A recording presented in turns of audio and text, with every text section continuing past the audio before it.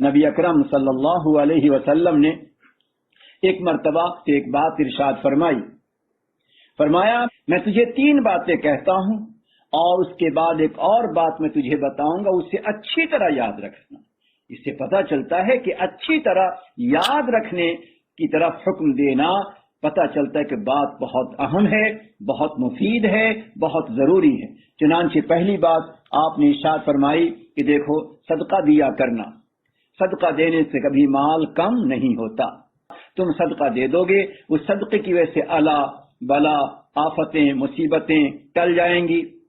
اور تھوڑے میں تمہارا کام زیادہ ہو جائے گا اور اللہ رب العزت مال میں اضافہ کرے گا۔ دوسری بات یہ کہی کہ صبر کیا کریں، کوئی تکلیف کی بات آ جائے، رنجش کی بات آ جائے، انسانوں کی طرف سے کسی اور طرف سے کسی تکلیف کی بات اگر آ جائے تو اس پر صبر کریں، تحمل کریں، کیونکہ صبر و تحمل سے عزت میں اضافہ ہوتا ہے۔ اللہ رب العزت دلوں کے اندر وقت کو بڑھا دیتے ہیں، اللہ رب العزت دلوں میں مقام و مرتبہ کو بڑھا دیتے ہیں۔ تو صبر کرتے رہنا، صدقہ دیتے رہنا۔ اور تیسری بات ارشاد فرمائی کہ دیکھو کبھی کسی سے بلا ضرورت کسی چیز کا سوال مت کرنا، گداگری اختیار مت کرنا، سائل مت بن جانا، کسی کے سامنے کوئی سوال مت کرنا، کیونکہ انسان اگر کسی کے سامنے سائل کی طرح، فقیر کی طرح، گداگر کی طرح اگر مانگنا شروع کر دیتا ہے تو اللہ رب العزت فقر کا، محتاجگی کا، پریشانی کا دروازہ کھول دیتے ہیں۔ انسان مانگتا ہے، سوچتا ہے میرے پاس اتنا آ گیا، دیکھو مانگا تو مجھے اتنا مل گیا نا، لیکن آگے چل کر کوئی نہ کوئی ایسا خرچ کا راستہ نکل آتا ہے کہ وہ خرچ بھی ہو جاتا ہے اور مزید محتاجگی اور بے کسی آ جاتی ہے۔ اس لیے آپ نے فرمایا جہاں تک ہو سکے کسی کے سامنے اپنے فقیری کا ہاتھ مت پھیلانا۔ یہ 3 باتیں آپ نے ارشاد فرمائی، صدقہ کرتے رہنا اور صبر و تحمل سے کام لینا اور ہمیشہ اپنے آپ کو مانگنے سے بچاتے رہنا۔ پھر اس کے بعد نبی علیہ الصلوۃ والسلام نے فرمایا کہ دنیا میں 4 قسم کے لوگ پائے جاتے ہیں۔ ذرا سوچنا ہے کہ جس بات کو نبی اکرم صلی اللہ علیہ وسلم نے بڑے اہتمام سے، بہت ہی تاکید کے ساتھ بیان فرمائی کہ دنیا میں 4 طرح کے لوگ پائے جاتے ہیں، تو سوچنا ہے کہ ان 4 میں ہمارا شمار کس نمبر پہ آئے گا۔ آپ نے فرمایا کچھ لوگ ایسے ہوتے ہیں جن کو اللہ تعالیٰ علم بھی دیتا ہے اور جن کو اللہ تعالیٰ مال بھی دیتا ہے، تو صاحب علم اپنے علم کو پھیلاتا بھی ہے اور صاحب مال اپنے مال کو خرچ بھی کرتا ہے۔ نبی علیہ الصلوۃ والسلام نے فرمایا یہ انسان انسانوں میں سب سے بلند ہے، کیونکہ اللہ نے علم دیا تو علم کا نفع دوسروں کو پہنچاتا ہے، اللہ نے مال دیا، مال سے دوسروں کو فائدہ پہنچاتا ہے۔ خیر الناس من ینفع الناس، سب سے بہتر ہے وہ انسان جو انسانوں کو نفع پہنچائے، تو اپنے علم سے بھی نفع پہنچایا اور اپنے مال سے بھی نفع پہنچایا۔ یہ گویا پہلے قسم ہے انسانوں کی جو سب سے بہتر آپ نے فرمایا۔ اس کے بعد فرمایا کہ دوسری قسم کا وہ انسان ہے جس کے پاس نہ تو زیادہ علم ہے اور نہ اس کے پاس زیادہ مال ہے، لیکن آپ نے فرمایا کہ ایسا انسان اپنے دل میں ایک اچھا جذبہ رکھتا ہے کہ اگر فلاں عالم کی طرح، فلاں استاد کی طرح، فلاں عالم کی طرح اگر میرے پاس علم ہوتا تو میں بھی اپنے علم سے دوسروں کو فائدہ پہنچاتا، اگر فلاں کی طرح میرے پاس مال و زر ہوتا تو میں بھی مال و زر خرچ کرتا، صدقہ کرتا، خیرات کرتا، مگر میں کیا کروں کہ میرے پاس نہیں ہے۔ نبی علیہ الصلوۃ والسلام نے ارشاد فرمایا کہ جس طرح وہ عالم جو اپنے علم کی نشر و اشاعت میں لگا ہوا ہے، وہ عالم جو دوسروں کو علم سے نفع پہنچا رہا ہے، جس علم کو حاصل کرنے کے لیے اس نے 7-8 سال کا زمانہ لگا دیا، جس علم کو پھیلانے کے لیے راتوں کو مطالعہ کیا کرتا ہے، فرمایا جس طرح اس عالم کو علم کی نشر و اشاعت اور علم کی خدمت پر اجر و ثواب ملتا ہے، یہ بندہ جو بے علم ہے، جس کے پاس علم نہیں ہے، مگر اس جذبہ دل کی بنا پر اللہ تعالیٰ اس کو بھی وہی اجر و ثواب عطا کریں گے۔ کیا کرم نوازی ہے اللہ کی۔ اور اسی طرح جس بندے نے محنت سے پسینہ بہا کر قربانی کے ساتھ مشقتوں کے ساتھ مال و زر کو جمع کیا اور پھر اللہ کے راہ میں خرچ کرتا ہے، لیکن اس بندے کے پاس مال نہیں ہے مگر اس کے دل میں یہ جذبہ ہے، حسین ارادہ ہے کہ میرے پاس ہوتا تو میں خرچ کرتا، تو اس کو بھی اسی خرچ کرنے والے کی طرح ثواب ملتا ہے۔ آپ دیکھیں اس روایت میں اس بات کو آپ نے کتنی تاکید سے فرما کہ جس طرح ایک عالم کو اور خرچ کرنے والے کو اجر و ثواب ملتا ہے، جس کے پاس علم نہیں، جس کے پاس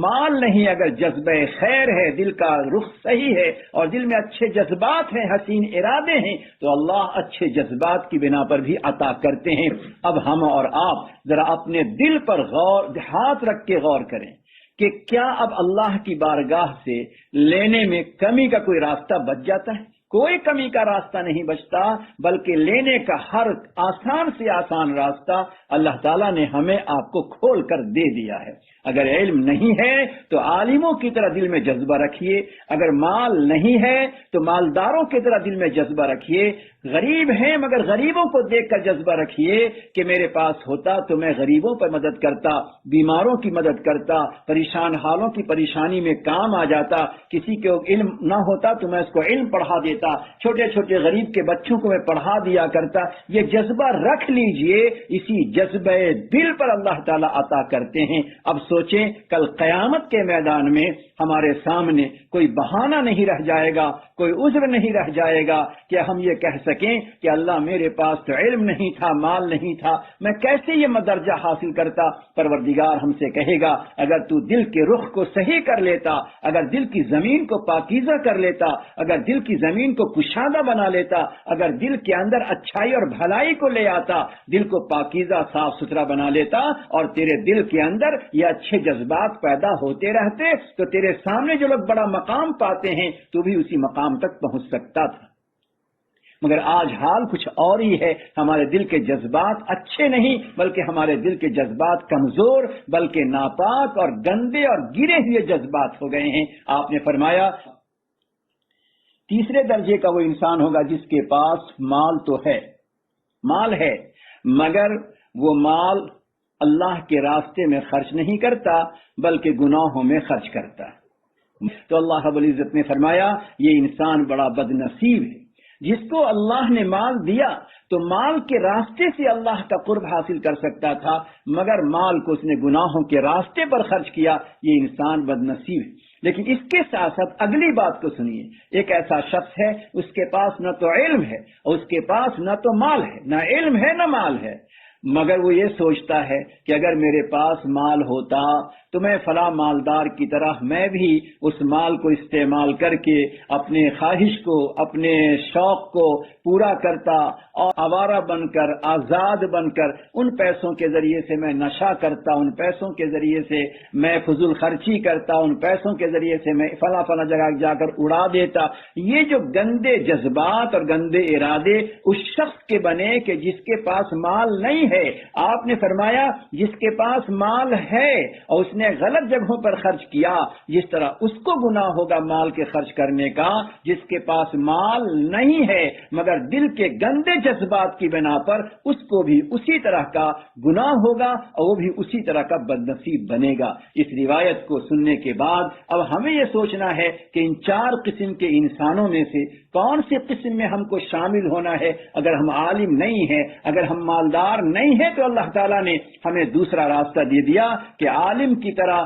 اور مالدار کی طرح اپنے دل کے جذبات کو بہتر سے بہتر بنا لو۔ بہرحال اللہ رب العزت نے ہم کمزور بندوں کو جس طرح عمل کے ذریعے، مجاہدے کے ذریعے، کوشش کے ذریعے، عبادتوں کے ذریعے، تلاوت کے ذریعے، ذکر کے ذریعے اللہ نے